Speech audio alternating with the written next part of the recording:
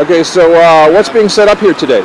Well, we thought we'd welcome the spring and do something outdoors, let everyone know that the Occupy movement is still alive and is still active in the Franklin County area. We did a bunch of workshops and public teach-ins, and because the weather was okay this winter, we did some demonstrations in support of the nurses in Franklin County and about Bank of America. So, we decided to kick off the spring by doing an outdoor event with some teach-ins, some music, and just a place where people could come and talk about, what's going wrong in this country today with corporations and the 1% running everything. And so this is a little different. What's making it so that other Occupy situations, the police have taken them down? They don't let people set up. How is it possible that you guys are setting up here in the Greenfield Common? Well, we actually asked for a permit and received one. We figured right now we want to be as public and as big as possible and make it so that everyone feels welcome and coming. There will be people staying overnight here, but we really want to make this a big community event. So is the town in support? Is that why they gave the permit, you think, or what do you think why they gave the permit? Well, they can't deny us a permit. I mean, we have, the First Amendment rights say we have a right to be here. We've challenged the town on that several times. They let other groups, this is a town common, it goes back to the 1700s. The people own this property here, and we have a right to use it. The town has a right to schedule it, so we don't have big scheduling conflicts. But we don't want to wreck the property or anything like that. We view this as our public property, and we want to safeguard it and use it.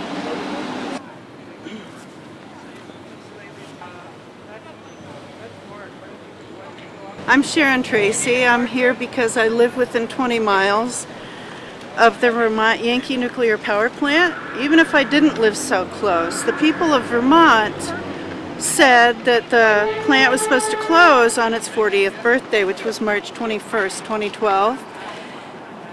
And the company had a contract with the state to that effect, and they abrogated the contract to federal court, blew off the state of Vermont. Democracy, you notice on the shirt, it talks about defending democracy. The whole state said Vermont Yankee should shut down March 21st, and they didn't. So we're defending democracy.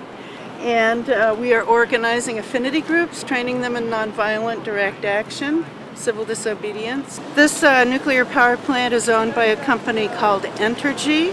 It is a Mark I boiling water reactor manufactured by General Electric. When they built it, they already knew that it was unsafe. It's over 40 years old now. Entergy is, Vermont Yankee is a merchant-owned reactor. Many other reactors are owned by a corporation that does business in the state, that sells electricity in the state. That's not the case. They are in it purely for the profit. It's an old reactor. It's really expensive to repair. So they don't really take very good care of it because it would cut into their profits. We know that it's been leaking radiation into the Connecticut River, for example, since it was built. And there's the tritium in the groundwater. There's the strontium-90 that they found in the fish in the Connecticut River, just sort of randomly, in the flesh. And in the flesh of it, not in the bones. And at first they said, the corporation said, oh no, it was the open-air bomb test back in the 50s. And people are like, uh-huh. And then they're like, oh no, it was the Chernobyl accident. That's how the radiation got in that fish. And then a reporter discovered that they had, a year previously, reported to the Nuclear Regulatory Commission that they had released strontium-90 into the river. Strontium-90 is a very, very dangerous radiation. So what's going on here? I'm setting up the library. It's we're calling it the People's Library or the Free Library or something. And basically it's just people have donated all these books, and they can check them out or whatever. They can bring them back or not bring them back. And the idea is we're actually going to continue it past the encampment and have it available for people at general assemblies or any sort of big rallies we go to. We'll haul around this big library. And Now, were these books picked for a particular reason, or they were just all donated, or do they have the philosophy? Just whatever people brought. I mean, obviously it's leaned towards political, and you know, this is kind of where I'm putting like the '60s stuff. There's a little Michael Moore section, but basically it's whatever people wanted to bring. There's just like plain old paperback fiction here, Redwall, which is like a pretty good kids book, but get it started. And so why do you think that this is important to do? Well, I think a library and books and information is really the only way we can set ourselves free. Because a book, and especially a library where you have equal access, is just, it's the only way we can really get ourselves towards democracy is to have everybody educated. These are issues that are affecting all of us, and we wanted to make sure people knew Occupy was alive and well, and what we do is what everyone involved wants to do. So the more people who join, I'm also here as a member of a community of faith, and I don't know if people realize all across the country communities of faith are speaking up and getting involved in Occupy because it's about economic justice and social justice and fairness, and democracy is part of what is the root belief of a lot of various beliefs, the golden rule. Well, we've actually been sitting here, I think, since October, every Saturday at noon for about an hour. And we did it with the Occupy movement, and we felt strongly that our sitting in a public place was a way of establishing peace and justice right here at the center of town and in us, and doing it in a way that's very visible. We also found, each of us said, that it's very powerful to sit right in the middle of everything, to sit really quietly right in the middle of everything and be aware of this world, this country that we've created and what our intention is for it. Well, most of us have practiced some form of meditation for quite a while, and actually just sitting is one translation of shikantaza, which is a Japanese form of meditation. And the bottom line is just being present in a clear and peaceful manner to all that you're experiencing. And as Jeannie said, like doing that right in the middle of the public square, in the middle of a vibrant political movement for justice and fairness is an expression of our deepest commitment to try to foster peace and goodwill in the world. You understand?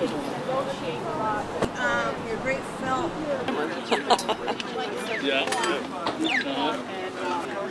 And great coverage. Hi, I'm representing the anti-foreclosure group that is a spin-off from the Occupy movement. We're now operating as a group that tries to keep people in their homes. Because when they get a foreclosure notice, a lot of people think that they have to leave right away, whether they're the landlord or the tenant.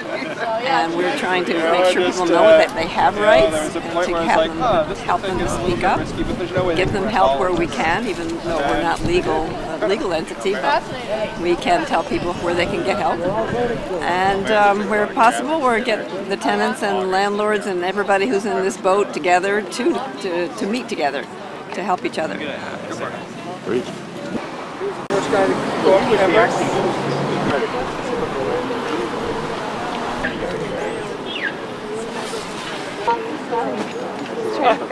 I ain't screwing around, man.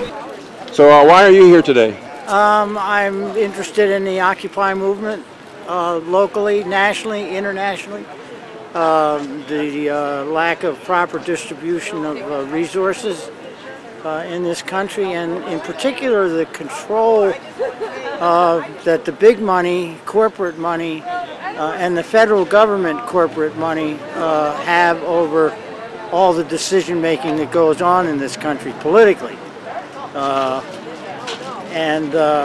I've been a war tax refuser since 1982, so I feel good about not contributing but I don't feel good about the people at the bottom. And I think revolution has to be from the bottom up. We're representing our nurses at the Bay State Franklin Medical Center, the hospital here in Greenfield that serves Franklin County communities. And we have been trying to get a fair contract with Bay State Health System since October 2011. We've had to date 19 negotiation sessions, and we are still trying to get a fair contract. Yeah, well, my name's Leo Maley, and I work as an organizer with the Mass Nurses Association, a union of nurses that includes the local nurses here in Greenfield.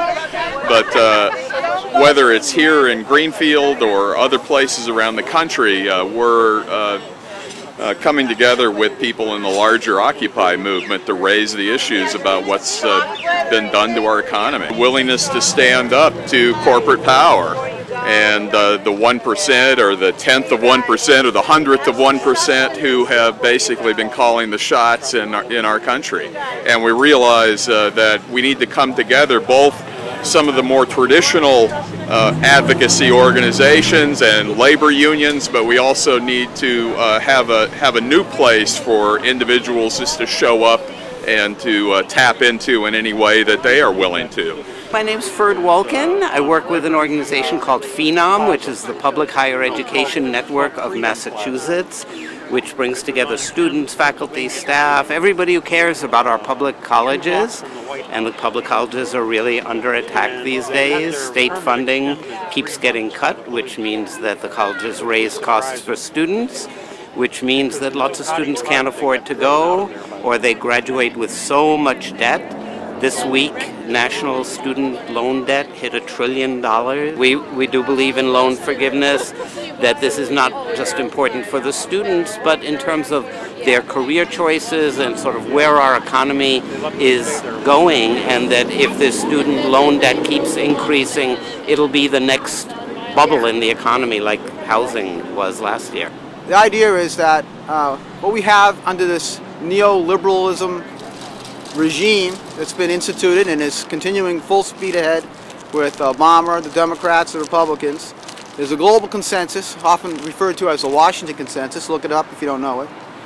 And the consensus is that we'll continue to, over the next, well, indefinite future, but at least the next 2-3 decades, is continue to push free globalization, free markets, so-called free markets, so-called free trade, deregulation, financialization, everything that's brought us to the place where we had a financial collapse in 2007 and 8. These policies are anti-people, anti-worker, anti-environment, and they're not being addressed. Now, I'd like to see all people in the world have a decent standard of living and some clean water, clean air, clean food security, and health care. I don't want Americans to have to be able to need to push third and second world down in order to keep us up. That's not what I think should be happening.